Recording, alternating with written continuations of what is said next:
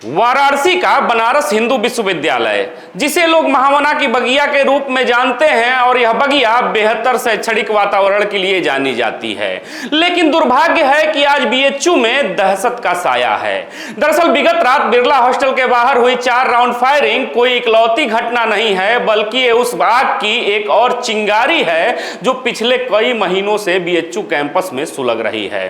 क्योंकि कभी गैंगवार, कभी छेड़खानी, तो कभी प्रोफेसर पर हमले। ये सवाल खड़े करते हैं कि आखिर महामना की बगिया बीएचयू में क्या हो रहा है, आखिर यह सब कैसे हो रहा।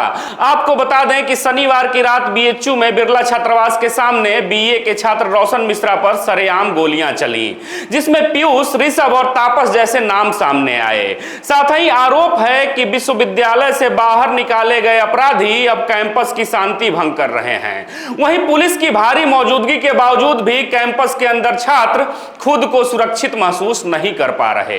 बहरहाल अब पन्ने पलट कर देखें तो गौरतलब है कि पिछले कुछ समय में बीएचयू की साख पर कई दाग लगे हैं। क्योंकि याद कीजिए, नवंबर 2023 की वह शर्मनाक रात जब आईआईटी बीएचयू की एक छात्रा के साथ कैंपस के अंदर बंदूक की नोक पर छेड़खानी हुई। तब उस घटना ने वाराणसी समेत पूरे देश को हिला दिया था और इसे लेकर हफ्तों तक प्रदर्शन भी चला था। इसके अलावा आए दिन बिरला, लाल बहादुर शास्त्री और धनवंतरी हॉस्टल के बीच मामूली बात पर होने वाली पत्थरबाजी अब आम बात हो गई है। इतना ही नहीं, कुछ समय पहले ही एक असिस्टेंट प्रोफेसर के साथ मारपीट की खबरें भी सामने आई, जिससे सुरक्षा व्यवस्था पर बड़े सवाल खड़े हुए थे। लेकिन गौरतलब है कि इन सब घटनाओं में एक बात कॉमन है, और वह कॉमन बात यह है कि प्रशासन की लाचारी आखिर क्यों झलकती है।